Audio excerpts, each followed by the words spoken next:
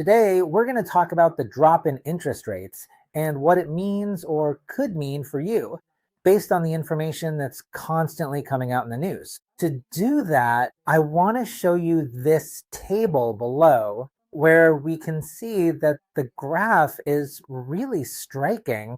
It shows you a part where the interest rate is very high and then drops dramatically. It's true. It's legit. And that's exactly what people are saying on the news and on the channels. Let's analyze this graph, this information. What is this striking graph really telling us? By the way, it's in red, which makes it look even more alarming. In this graph, we can see that the highest point for interest rates is 6.74. And when it drops in an impressive, dramatic, even terrible way, maybe like you've never seen in your life, the lowest point on this graph is 6.55%. In other words, the reduction in interest rates, which looks terrible on this graph, or the change, because these changes can also be seen going from bottom to top, is less than a quarter of a percentage point, or 25 basis points in financial terms. That is, on a $300,000 loan, this difference amounts to about $47.50 per month, approximately, on a $300,000 loan. And right now, some of you might be thinking, or even telling me from home, Alberto, that's a lot of money. $47.50? Alberto, that's a lot. You know what's really a lot? Taking away your family's chance at stability in their lives. Because these changes are stopping you from making the decision to buy your home or to do the refinancing you need to achieve your plans, your dreams, and your goals. You know what's really a lot?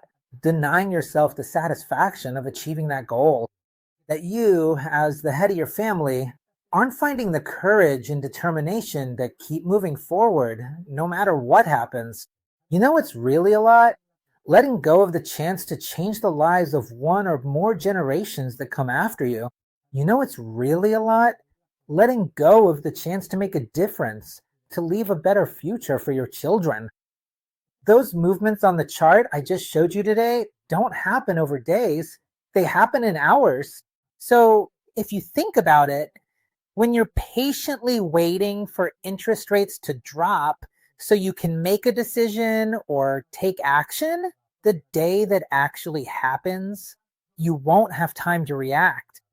No one does, because that's not how markets work. It's just not possible. What do I mean by that?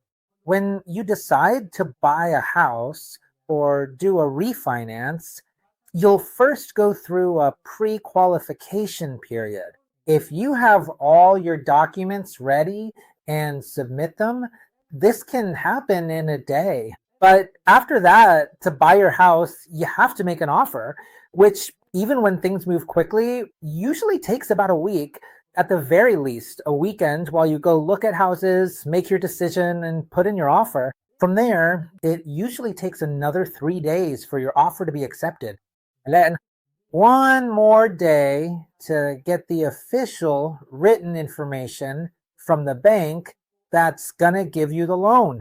And if we just said that the changes in the chart we showed today happen within a matter of hours, under the current mortgage system, you'll never be able to react quickly enough to take advantage of a drastic change like the one we just showed.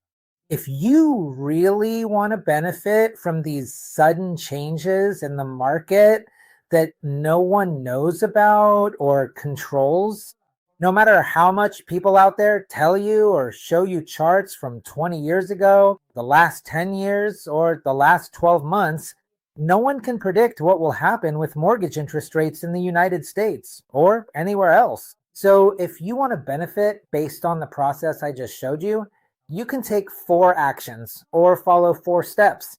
Number 1, make the decision that you're going to do it. Number 2, get a pre-qualification. Number 3, make an offer on the house you decide to buy. Number 4, very important, within the next 2 weeks after you complete the previous steps, lock in your rate. At that point, yes, keep an eye on the market every day because you're ready to take immediate action the moment that interest rate drops. And finally, you'll be able to get the keys to your house. Maybe you can realize what you shouldn't do if you want to get the best deal for yourself. If you want to buy your house smartly or refinance smartly, what you shouldn't do is go out comparing interest rates from different banks. Because as we just saw, these changes, these ups and downs in interest rates, happen within a matter of hours. And if you start comparing different banks, even if you do it on the same day, the information won't be valid. It's absolutely useless to you. You're wasting your time, wearing yourself out, and you won't achieve anything. Instead of comparing interest rates, compare the service people give you, compare the trust they inspire, their openness, the clarity of the information they provide, and how sincere they are with you. Because the interest rate shown in that original document, the very first one they generate, is not your final interest rate. You can't use it to close a deal or to choose a bank. Your interest rate won't be the one from that first document. And many times it won't even be the one you sign up for because sometimes the market or your business conditions can change so drastically.